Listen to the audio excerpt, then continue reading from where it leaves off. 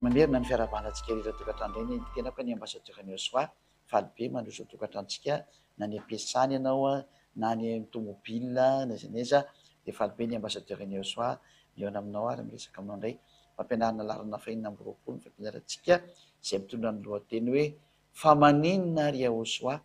no tsy mitandrina an'izany didy folo izany. Valiny dia satria na ny mpaminany nge fa milaza fa tena tsy maintsy hiala le didy folo e. Ndreo antsika nge vakitsika ny bokin'ny Salamo efa nampianarako antsika teo aloha teo fa ny bokin'ny Salamo nefa nilaza sady efa nanome sinialina fa ho lasa anankiroa ny Andriamanitra dikazay voatsipaka le didy folo voatsipaka le didy folo amin'ny teny hoe aza manan'Andriamanikafa fa izao ery ihany. Aloha vakitsika zany ity teny voatsipaka ty zany aloha aza manan'Andriamanikafa fa izao ihany Exodus 20 andininy 7 ity teny ity misy entrany dia voatsipaka e. Aza manan'Andriamanikafa fa izao ihany ao anatin'ny didy folo mantsy io sy lalàna Mose ary anisy lazatsika hoe didy goavana mihitsy io ny ame tsy mahazo manan'Andriamanitra fa tsy anankiray ihany dia Yahva. Rehefa tonga nefa ny mpitondra teny dia efa nisy fanambarana navoaka any amin'ny bokin'ny Salamo ary eo moa dia sika presque mpaminany daholo ny eo zany ao amin'ny Salamo 45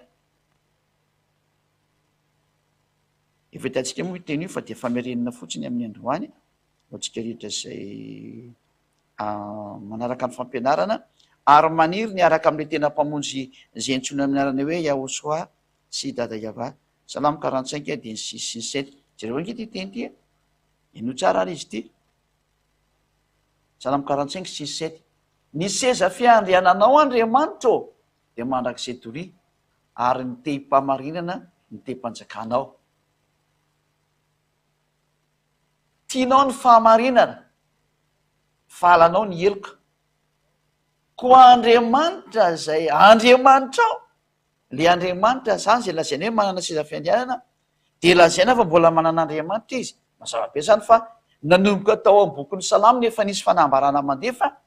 ho lasa anankiroa ny Andriamanitra. Mahitsy be io teny io zany hoe tsy mety andeha intsony hoe didy folo io satria raha ny didy folo aza zay no heverina fa tsy azo anam-pena tsy azo ny esorana dia efa nilaza Andriamanitra fa misy Andriamanitra anankiroa faharoa avy indray ty mazava be io soratra io. Zany no porofo fa tsy maintsy miala iny didy folo iny zay natonga azy natao hoe fanekena taloha fa miditra kosa le fanekena vaovao zay Yahosoa no mitondra azy ka izay indrindra moa hoe Yahosoa no mitondra nyity zavatra vaovao ty ka raha vao mitenitsika hoe misy Andriamanitra faharoa akoatra ny dada Yahva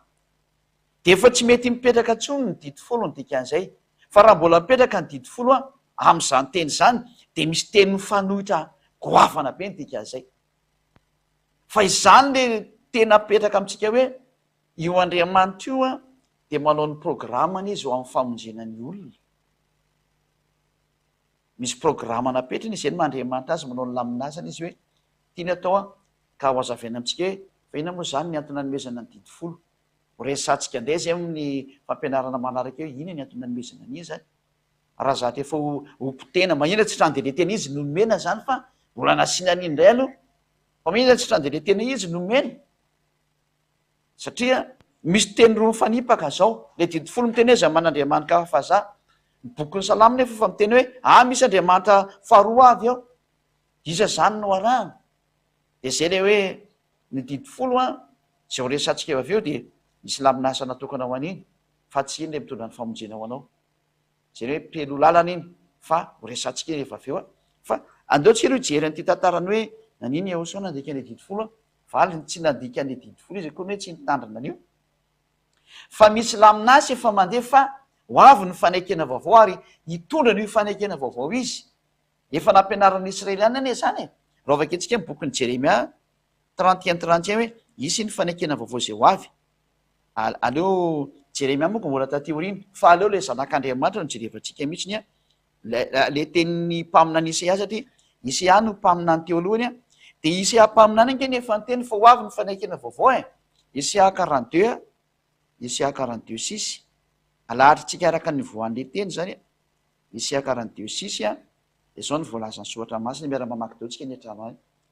Zao Yahva efa niantso anao tamin'ny fahamarinana ary ny tantana ny tananao ary iaro anao ao ka hanomenao ho fanekena ho an'ny olona ary fanazavana ny jentilisa. Izany hoe misy fanekena ho avy zay olona izy io, ary io fanekena io de sady fanekena ho an'ny olona ary ho fanazavana ny jentilisa. Zany ny planin'Andriamanitra amin'ity fanekena ty, ka io le noentiny Yehosoa io, ka rehefa noentiny Yehosoa izy de ny zavatra nisy tao anatin'le fanekena ho an'io sy fanazavana ny jentilisa mifanohitra am'le didifolo tarialoha, mifanohitra am'le fanekena teo aloha. Zany hoe misy fanekena roa misaraka be zany eto ny ray miteny hoe Andriamanitra ray ihany ary tandremo ny sabata, zay le fanekena teo aloha. Ny fanekena anankiray kosany zay nomena ny olona rehetrarehetra kosany ary ho fanazavana ny jentilisa de zao indray ny hoe anankiroa ny Andriamanitra ary tsy mila mitandrina sabata intsony, satria hita tao amin'ny Yehosoa zay sary zay.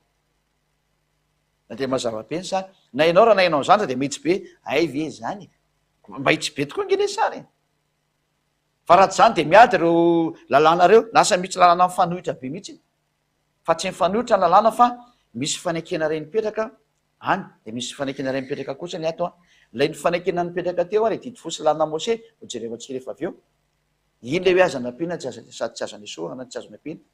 Ato kosa ny Yehosoa ty omeko anao ty hoe ity le any Yehosoa ho fanekena ho an'ilo izy ary fanazavana ny jentilisa. Donc mafitsika eo amin'ny Isia 49 indray iny, Isia 49 de miara mijery tsika rehetrarehetra. Isia 49 fakitsika daholo araka an'izay hitantsika anazy ato.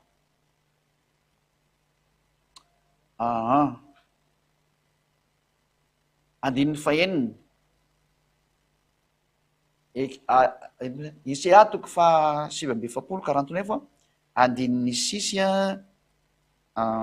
fakitsika zany andininy fahenina zany. Eno izy mbola zavatra kely foana raha tonga mpanomboka ananatra ny fireneny Jakoba ianao sy ampodiny Israely sisa voaro, fa omeko fanazavana ny jentilisa ianao ary mba ho famonjeko hatrany amin'ny farany tany, sady famonjena ho an'ny jentilisa no fanazavana ny jentilisa ary ho famonjena hatrany amin'ny farany tany. Na mafisina mihitsy zany le teny tary aloha. De ao ambany am'izay tsika mita hoe ho lasa ho fanekena ho an'ny olona mihitsy izy araka ny andininy fahavalo. Isia 49:9 49:8 azafady. Izao no lazainy avà tamin'ny taona fankasitrahana no nenoko anao ary tamin'ny andro famonjena no namonjeko anao, dia hiaro anao aho ka nomenao ho fanekena ho an'ny olona mba hanangana ny tany indray sy mpandovandova zay efa rava. Lasa ho fanekena ho an'ny olona zany ty olona anankiray ty, satria hoe de hiaro anao olona zany le fanekena. De fantatsika moa zany fa le fanekena resana amin'io de tsy iza fa le fanekena olona de Yehosoa zay, izy le fanekena ho azy tontolo zao. Ary le nandatsaka ny rano hoe ity ny fanekena vaovao ny amin'ny rako zay latsaka ao amaro ho famelan-keliko. Fa aleotsika aloha jeryn'ny tenin'ny mpaminany zay le ny tao amin'ny Isaia na hitantsika tao amin'ny Salamo hoe ho lasa roa le Andriamanitra. Zao ndray tsika mahita mihitsy ny fa isy ny fanekena vaovao de nitsindrina mihitsy fa tsy mitovy amin'ny didifolo io na mafisy ny Jeremia am'izay fa tsy didifolo ty fanekena vaovao ty, taka le olona mirediredy foana hoe didifolo hoe didifolo. Mahitsy be ny tenin'ny Jeremia hoe tsy mitovy amin'ny didifolo, any hoe miala zany didifolo iny tika zay atsika zay miaina ny tokantrano any hoe tsy misy didifolo tsony rehefa miaraka am'ty fanekena vaovao ty zay le atao hoe Yehosoa le tena izy le afaka amin'ny fahotana zay miaraka aminy ary tsy manota intsony zay miaraka aminy hiantsona atsika maneran-tany hoe fotoana ora fidirana anarana amin'ny Yehosoa am'izay, satria akaiky loatra ny fotoana hopotika zao tontolo zao iraingany nareo. Dovaka itsika amin'ny bokin'ny Jeremia toko faraiky amin'ny 30 andininy faraiky amin'ny 30 ozy nareo izy aiza koa no potika eo eo hitatsika eo ary. Jeremia 31 eny andininy fa 31. Dovaka itsika liara ny fanamafisana ny teny nambarany Jeremia mpaminany am'izay. Jeremia 31:31 indro avy ny andro hoy avà zay anaovako fanekena vaovao amin'ny taranak'i Israely sy ny taranak'i Joda. Any ity zany de misy fanekena vaovao ho atao amin'ny taranak'i Israely sy ny taranak'i Joda, fa tsy mijanona io Fahitantsika tsara fa nikisaka nakany amin'ny jentilisa izy, alasa fanazavana ho an'ny jentilisa mihitsy zany izy ary famonjena ny aparany tany. Vety moa dia natao précis hoe nahazo koa ny zanak'Israely, satria nitary amin'ny Isaia tsy tafiditra ny Israely ihany, fa io le famonjen'Andriamanitra ho an'ny hafa firenena. Fa kosany ato amin'ny Jeremia vao nampidirina ny Israeliana hoe mahazo koa nareo fa io hitantsika io ka ino tsara fa mahazo ny Israeliana. Ka ity fanekena ty io izy ny teniny dia zao hoe nefa tsy araka ny fanekena nataoko tamin'ny razany tamin'ny andro nitantanako azy nitondra azy nivoaka avy amin'ny tany Egypta. Ka ino moa le fanekena nomeny io Andriamanitra io any zanak'Israely tamin'izy niala avy any Egypta? Inona ny fanekena nomena azy? Dia ny didy folo sy lalàna Mosè. Io le hitantsika tao amin'ny Exode toko 8:3-5 hoe nomena fanekena ny zanak'Israely rehefa nampianarana lavabe teto miny iny le fanekena nomena azy. Dia io dia Andriamanitra hoe tsy araka ny didy folo sy lalàna Mosè iny, zay le hoe tsy araka ny fanekena nataoko tamin'ny razany tamin'ny andro nitantanako azy nitondra azy nivoaka avy tany amin'ny tany Egypta, tsy mitovy amin'ny didy folo ny dikazanteny zany, ary tsy didy folo sy lalàna Mosè no anatin'ity fanekena ity fa lalàna ny Yahoshua. Mahitsy be io teny io ary miara-mitan'io teny io tsika doka avy tsika amin'ny teny frantsay izy fa izy ireny izy dia nivadika amin'ny fanekeko nefa izao nivady no iava. Tena tsy mety amin'io tsony aho izy, tsy hanao an'io tsony tsy araka ny didy folo io. Zay mahay tsara mihitsika mazay hoe tsy araka ny fanekena nataoko taminy fony izy nivoaka avy any amin'ny tany Egypta, tsy mitovy amin'iny. Zany hoe miala daholo zany zay toe-tsaina manao hoe mitovitovy amin'iny esory fa tsy mety. Te zao le Andriamanitra efa mazava be fanako ny Andriamanitra nambarany boky ny Salamo teo. Ahoana moa zany ny ametrahana hoe mbola mitandrana didy folo ihany miaraka amin'ny fanekena vaovao io? Sa dia teny roa mifanipaka anie zany mazava zany fa misy didy vaovao koa amin'ny mahavaovao anazy, dia misy didy vaovao fanekena vaovao le izy ifanaovan'Andriamanitra amin'ny olona. Ho jerevantsika hoe inona daholo ny antony naovana le fanekena. Zay moa sary ho jerevantsika zay amin'ny aoriana hoe ina moa zany ny antony nanomezana le didy folo dia ao anatin'izay tsika mijery hoe fa inona daholo ny antony le fanekena azy. Ka planin'Andriamanitra daholo zany ho iarahantsika mahita eto zany. Dao vaketsika indray izy io amin'ny teny frantsay dia sao dia mba diso kosa ny aty teny gasy ty fa atao amin'ny teny frantsay vao tena mety hoe le didy folo ihany io. Ndao jerevantsika moa le izy didy folo ihany ve Jérémia 31:31 voilà. Daontsika hijery anazy zany Jérémie 31:31 voilà. Jérémie 31:31 voici les jours viennent dit l'Éternel, ary io ary fa tonga ny andro ho ilay mandrakizay, où je ferai avec la maison d'Israël et la maison de Juda une alliance nouvelle. Zay anaovako fanekena vaovao amin'ny tranon'ny Israely sy ny tranon'ny Jodia, amin'ny tranon'ny Joda. Raha zay moa zany resana azy, zany hoe amin'ny zanak'Israely sy amin'ny zanaky Joda zany. 32 non comme l'alliance que j'ai traité avec leur père. Non izy tsy mitovy amin'ilay alliance zay nifanaovako tamin'ny ray aman-dreniny tany aloha tany. Le jour où je l'ai saisi par la main, tamin'ny andro zay nandraisako azy tamin'ny tanako, pour les faire sortir du pays d'Égypte, mba tonga azy hoentiko mivoaka makany Égypte. L'alliance qu'ils ont violée, lay fifanekena zay nipoteny quoique je fusse leur maître dit l'Éternel, nefa za mihitsy niara-no mpanjakany sy tompony tsy naraha iny le teniko. Eto zany le ten'Andriamanitra de non comme l'alliance que je traité avec leur père, c'est-à-dire zany hoe tsy araka le fanekena fanaovako tamin'ny razambeny, zany hoe non comme l'alliance que je traitais, cette alliance là c'est les 10 commandements et le sabbat tout. Any hoe tsy nididy fosy lalana Mosè zany, zay dikazany. Mahitsy be mihitsy reto zany hoe misy fanekena anankiroa samihafa mihitsy zany dikazay. Ary zay le jerevantsika amin'ny fampianarana manaraka hoe lay fanekena anankiroa samihafa.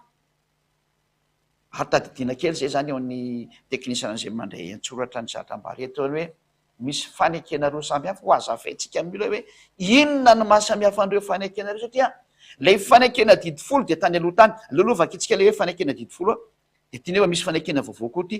zao tsika jery hoe misy fanekena teny aloha tany a de ny didi folo zany faketsika ny Deutéronomia toko faefatra angambany izy iny 4:13 aloha vaketsika reo rankazay marina zay teny zay Deutéronomia 4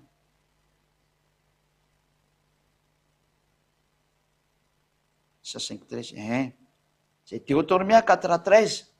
dia nambarany taminareo ny fanekeny a zay nandidiany anareo de araina de ny didi folo ary nosoratany tamin'ny vato fisaka roa reo ty moa zany ny santionan'le fanekena ny didi folo fa izy io fanekena io a didi folo sy lana Moshe zay nambara teo amin'ny tendrombohitra Sinay vaketsika zany zay a ny Exodosy a toko 7:20 a Exodosy 19 ty zany le fanekena tamin'izany fotoana zany natokana ho any zanak'Israely de tsy mifanaraka amin'io zany tenin'Andriamanitra lay le omeko anareo nomboka ny andininy voalohany ka hatramin'ny fahadimy vaketsika le zany Exodosy 19 a nomboka amin'ny 3 ka hatramin'ny 5 fanamarena amitsika hoe ity le fanekena taloha ary Moshe niakatra ao amin'Andriamanitra de niantso azy ary avato ao tendrombohitra ka nanao hoe izao no lazainao amin'ny tanàna Jakoba sy ambaranao amin'ny zanak'Israely ianareo efa nahita zay nataoko tamin'ny Egyptianina sy tamin'ny tondrako anareo tamin'ny latiny voromahery a ary tamin'ny nampankanesako anareo ho aty amiko ko ankehitriny raha hitandrina ny fiako tokoa ianareo a ka hitandrina ny fanekeko io le fanekena nomena ny zanak'Israely izy io le fanekena iarahany tamin'ny Andriamanitra tamin'ny fotoana avy niaraka tamin'ny Moshe io le fanekena talo io natokana ho any zanak'Israely tokoa izy io hoe zao ny ambaranao amin'ny tanàna Jakoba sy ambaranao amin'ny zanak'Israely io izy io natokana ho any zanak'Israely de ty fanekena vaovao ty kosa aloha izy Andriamanitra tsy mifanaraka am'le didi folo io a ary tsy mifanaraka amin'ny lalàna Moshe zay le tsy manaraka amin'ny fanekena io le 15 hitantsika eo a io le raha mihain'ny feoko tokoa ianareo ka mitandrina ny fanekeko ka le fanekena tamin'izany dia nisoratany tao anatin'ny boky izay hojerevantsika manokana fetsika moa tsy hijery an'le hoe fa maniny Ahosoany nandika an'le didi folo ka izy tsy nandika an'izy fa tsy nandeha tao anatin'io didi folo izy zay ny marina tsy nandeha tao anatin'ny didi folo zany mihitsy zany Ahosoa zany zay le zanak'Andriamanitra tena marina fa lay misandoka ho zanak'Andriamanitra zay tena tsy izy mihitsiny fa tena misandoka ho zanak'Andriamanitra ary nanipy olona be dehibe nakany amin'ny elo le Andriamanitra tsy izy natsonareo a elo le misandoka an'le teny hoe tsy maintsy tandremana ny didi folo na tsy pirineny amin'ny elo daholo nareo ahoana moa ty ten'Andriamanitra ty hoe tsy azo anampina nge ny teniny tsy azo any esoany aiza zany ny ampidirinareo ny ty Andriamanitra faharoa ty zareo tsara le teny a leo apitsitsika kely satria fa eto ihany tsika namoan'Andriamanitra teny zany io soratra masina io hoe tsy azo anampina ny didi folo sy lana Moshe zao somary miditra kely atsika Deutéronomia toko efatra andinin'ny faharoa zao voalaza eto aza ampinareo ny teny zay andidiko anareo ary aza nesoko anareo fa tandremo ny didiny ava Andriamanitra reo zay andidiko anareo ny didin'Andriamanitra eo amin'ny didi folo sy lana Moshe zany a de tsy azo anampina ary tsy azo anesorana ka tsy mety mihitsy ny zany ny ampidirana an'ilay hoe Andriamanitra anankiroa hiditra ao anatin'ity teny ity zany mahatonga ny hoe tsy maintsy miala io fanekena taloha io a fa hiditra ny fanekena vaovao ao amin'ny fanekena vaovao mety be ny Andriamanitra anankiroa fa ny fanekena taloha tsy mety mihitsy ny fanekena taloha hoe isy Andriamanitra anankiroa zay no mahatonga ny hoe tsy azo entina ntsony ny didi folo sy lana Moshe a am'izao vanandrotsika zao adalany zay olona mitandrina didi folo ary vokatrio a io nareo tsy mety afaka amin'ny fahotana io didi folo tandremanareo iny tsy mety mahafaka anareo amin'ny fahotana fa ny atao amin'ny Ahosoa kosa de tena afaka amin'ny fahotana ary tsy mahay manota intsony aiza ny atsarana be atao amin'ny Ahosoa mampilendalenda be ao zay olona teo any amin'ny lanitry zany fa le olona ho any amin'ny elo tsy mivaky lohan'izany izy ka samy tsy mitovy moa io mondiny ho any amin'ny lanitry de mifaly miaraka amin'ny Ahosoa fa ny mondiny olona ho any amin'ny elo de any amin'ny elo izy ho any amin'ny elo zany de efa mitatiny vokany manomboka aty de efa mitatiny fahoriana ka iza kosa nefa miteny antsika hoe aleo miaraka amin'ny Ahosoa am'zay tsy le hoe miaraka amin'ny Ahosoa sady Ahosoa nge tena manja kely ny tsara tarehy be ny oaitsaiky tsony a zany ka tena Andriamanitra zany tsareo hoe miaraka am'le tena tsara be mihitsy sady mpamonjy ny mpanafaka ny mpanasitrana mpanome fiainana mandrakizay mitondra any amin'ny lanitry lanitra atsara zay natona teny hoe manja be izy manja le fiarahana aminy matsiro tena mety be mihitsy ny atsisy taka azy dao miaraka aminy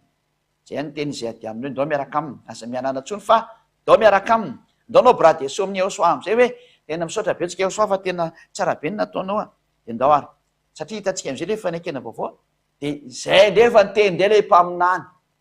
namoaka fanambarana ndray ny mpaminany lehibe zay tsy iza fa Yehosoa zay tsy azonavina fa mitondra ny fanekena vaovao izy. Ndray jerevantsika am'izay izy no atao hoe fanekena vaovao. Ity ny fanekena vaovao ny am'rako aiza moa izy iny aloha somary jerevantsika kely vetivetika amin'ny soratra masina fa Matthieu toko fahafiry, Matthieu toko fahaenina amby roapolo andininy valo amby roapolo, Matthieu 26-28 vaketsika zany. Matthieu 26-28 tsy maintsy mijery kely baiboly ndraindray satria ela be le resaka voateloha tsy anaty baiboly ndraindray mijery direct anatin'ny application. Matthieu 26 de amin'noko mindininy fa ny ambanimbany any jerevantsika de sady ampifaliana be mihitsy ny tenenantsika an'ity hoe tonga ny fanekena vaovao zay nandatsana andrany. Ary raha mbola ninana izy de nandray ny mofo Yehosoa ka no ny efa nisaotra izy de novakiny ka natolon'ny mpianatra de ho izy raisy fahany fehitiny tenako. Zay aloha ny enina amby roapolo zay. Matthieu 26-27 indray. Ary ndray ny kapoaka indray izy ka noho ny efa nisaotra dia natolony azy ka nataony hoe sotroinareo rehetra ity kapoaka ity fa ity no andiny fa valo amby roapolo indray fa ity no rako de ny amin'ny fanekena zay latsaka ho amin'ny maro famelan-keloko. Zay izany hoe tena nipetraka ny fanekena vaovao zay nandatsahany Yehosoa ny ranika izy moa haitsika rehetra fa maty izy toy ny fijaliana ary rehefa maty Yehosoa de nipetraka ny fanekena vaovao. Zany hoe ny valiny teny zany hoe nandika an'le didifolo ve Yehosoa ary tsy nitaniny valy mitsia fa efa mametraka ny fanekena vaovao izy satria io fanekena vaovao io ao de misy didiny ray ao anatiny ao ary io no efa rahany Yehosoa. Zany hoe ny didiny ray tao amin'le fanekena vaovao zany de zao anankiroa ny Andriamanitra ary tsy mila mitandrana didifolo tsony satria efa io Andriamanitra io efa niasa tamin'ny sabata.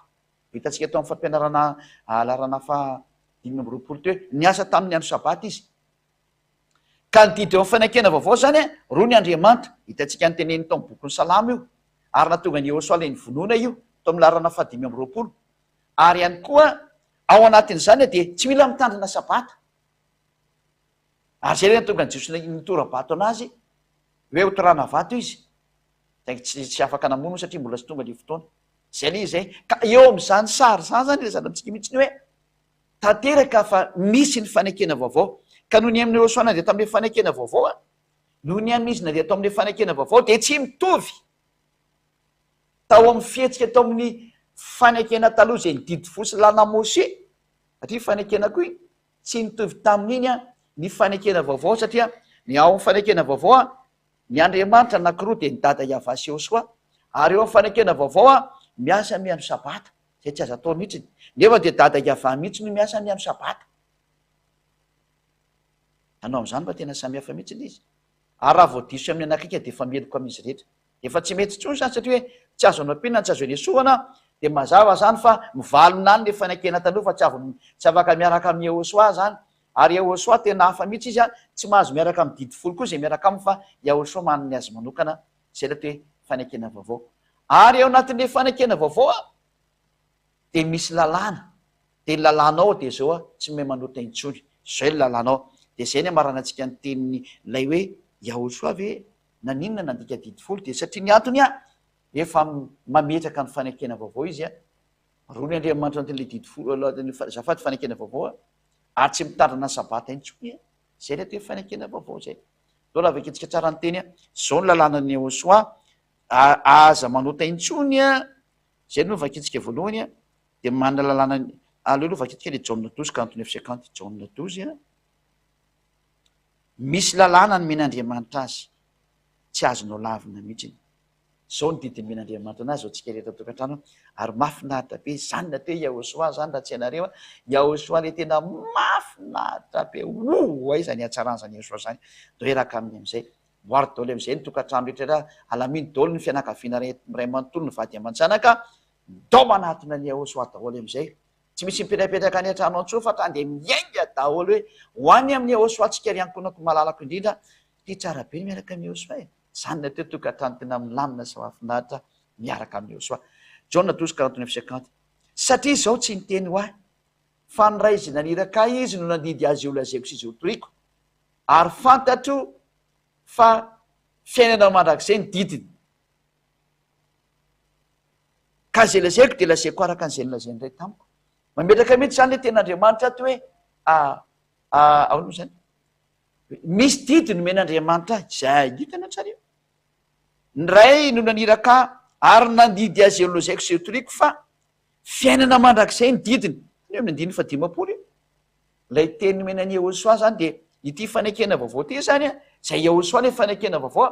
de misy didy ao anatiny ao ary zay didy zay nao raha tsika rehetra zay na te didiny Yehosoa ry ao any tsy malala zany zay tsonantsika hoe tsy ale hoe manaraka ny Yehosoa am'zay de manaraka an'le didy vaovao sy ny fanekena vaovao tsara be zany. Aza miaraka na hoe taloha ve de mety aloha iny hoany aleo miaraka amin'ny vaovao am'zay zay de zay na tonga ny Yehosoa nenjeny Jio satria nodikany le fanekena taloha ka ho anao zany zay miaraka amin'ny Yehosoa dikan'izany miady amin'ny jiosy ianao fa raha vao mifanaraka amin'ny jiosy ianao tsy izy io fa ny tena fanekena vaovao de tena mahasosotra mafy ny jiosy manaka androany. Fa raha ianao zany milaza fa miaraka amin'ny fanekena vaovao zany ka mitandrina didifolo de tsy izy ianao fa Yehosoa hita mihitsy fa zay namonoana anazy tsy nitandrina didifolo izy tsy nitandrina de zay namonoana zareo anazy. Fa raha nitandrina izy hoina moa tokony hamonoana azy fa tokony nataon'zao izy hoe ay ve itsika samitsika ihany ataovy mafy ary fa mety be ny nataonao fa matoy izy ny vonoana tsy mitovy le zavatra nitoriana tandremo tsara fa raha zavatra nitovy moa inona tokony famonoana fa tsy mitovy le izy de nefa raha tamin'ny famonoan'ny Yehosoa. Ary zao ny tenin'ny Yehosoa tsara indrindra atao amin'le fanekena vaovao aza manao taintsony zay le tena teny mahafinaritra indrindra aza manao taintsony lalànan'ny Yehosoa zany ary amarenantsika ny teny zao ny teneniny Jaona toko fahavalo andininy ny faraiky ambin'ny folo io toko sy andininy ray ihany meko anao de ampy zay Jaona 8:11 de zao ny teniny zao ny voalazany ary hoy izy tsy misy tompoko de hoy Yehosoa za koa de tsy manameloko anao mandehana ary am'izao sisy zao kosa aza manota intsony zay le tenin'le Yehosoa le tena izy zay zany na toe tena fahamanjana sy fahatsarana tsisy ohatr'izany manja kely mihitsy ny Yehosoa am'zany teny zany hoe aza manao tentsony ary zay teo manjamanja rehetra am'ty tany ty de zao ny teniko hoe manana tona ny Yehosoa de lasa manja be anao satria maniny aza manao tentsony izy Yehosoa fa zany olona tsy manao tentsony zany nge ny manja be indrindra zay zany ho anareo mpanara-damody reny manara ny Yehosoa raha de mivadika manja be satria ny olona tsy manao tentsony sy maferitraina tsy mba mijaly tsy mila manamboatra tarehfa de ay plastika be ny tarehy raha vao miaraka amin'ny Yehosoa mety be mihitsy reny mivalimbalina rehetra de mitsikitsiky be mihitsy hitanareo za tsikitsiky be mihitsy satria maninona miaraka amin'ny Yehosoa de mitsikitsiky daholo tsy haiko le teknicien nareo na mba mitsiky reo na tsy mitsiky fa de zalo de tsy nalo fantatry na tsiky be miaraka amin'ny Yehosoa manja kely mihitsy zany Yehosoa zany mampitsiky mihitsy ny mampifalifaly izy ka izay zany amarana ny teny Yehosoa tena nandika ny didifolo izy ny olona fa nyteny tsy nitandrina izy satria maninona tsy nipetraka atao anatin'le fanekena didifolo izy fa efa mandeha ao anatin'ny didy nametrahana azy de ny lalànan'ny dadaika avy anomena azy lalàna ao anatin'le fanekena vaovao de mazava be zay fa tsy nitandrina didifolo izy zay moa zany fa de mipetraka indray ny fanotainantsika hoe fa inona zany ny antony nanomezana an'le didifolo de inona atao iny izy zany matoa nomena zahatra horavana ve de maninona ny mbola nomena fa maninona tsy trany de le tokony hipetraka foana napetraka teo zay indrindra no valintsika eto hoe maninona no nomena le didifolo sy lalàna Mose andrebirebena olona ve de hitatsika aloha hoe andrebirebena ve sa hoana fa misy antony nanomezana an'iny ary aiza ny tanjona raha manome an'iny Andriamanitra de ny tanjona aloha zany de efa meko anao valiny fo any amin'ny tany Kanana fa tsy makany amin'Andriamanitra zany fa ny makany amin'Andriamanitra ho any amin'ny dada Iava na Elohei na Elohim Iava sy Yehosoa de zao ny makany zay miaraka amin'ny Yehosoa ka mitandrina ny didiny Yehosoa le hoe aza manao taintsony zay any miditsy ny amin'ny lanitry zay ny tafiditra any ka zay le tsokana hoe manja be miaraka amin'ny Yehosoa ay tahaka reny reny zay teo manja rehetra vy maka ty amin'ny Yehosoa am'zay fa teny hitanao zany hoe mahafinaritra sady faly ny fo faly ny saina ravoravo ny fanahy tsy hitatsony zay lazana azy mbo tena hoe misy azy hoe miakatra velona zany ny fanahy sy ny saina ho any amin'ny Yehosoa ao amin'ny Yehosoa rery any ny hitanao zany hitanao ny fifaliana eto amin'ny Yehosoa raha tsy mahita an'io de tongava ty de hifaly araka aminay tsara be Yehosoa zay fa mifarana treo ny teny de ozy le any am'izao tontolo zao any any ampetan-dranomasina hoe aiza moa nefa any makany aminareo Madagasikara jerevany le fiarana amin'ny faly de tonga ty any ianao tovy any io Ny fanaingy miara mifaly dia efa zay le miara-tongotsika ny amin'anty lanty ka dia mirary saotsika ho tainao soa ny vavakintsika. Soa betsaka Dada Maria va. Tena tsara tokoa ngenao. Tsara be Yahosoa izay nomenao. Navitra ny olona tamin'ny fahotana. Nafaka ny olona tamin'ny fahotana. Voninahitra anao Dada Maria va. Taio aza ny teny sy ny fampianarana. Hitondra soa amin'izay miaina ary hatsarana izay izay mandre. Vonjeo ny olona Yahosoa. Fotoana ny famonjena zao. Efa manao ny asany mihitsy ny ziady amba. Atonga ny hatsaranao tonga sy ho tafapitany amin'ny olona. Mba ho vovony izay rehetra voalahatra Yahosoa. Aza mitarehdrehetra intsony fa aoka ho hiazakazana mihitsy ny famonjenan'ny olona mba hiverena naingana orany aminao Yahosoa. Matoka fa tena tsisy ataonao very mihitsy ny ho teny io fa ho tafapetraka ny am-pon'ny olona ho saintsainy ny andro aman'alina. Tsy ataona misy ho afamaina amin'izao teny mandeha zao mihitsy na iza. Voninahitra anao Dada Maria va. Amin'ny anarany Yahosoa.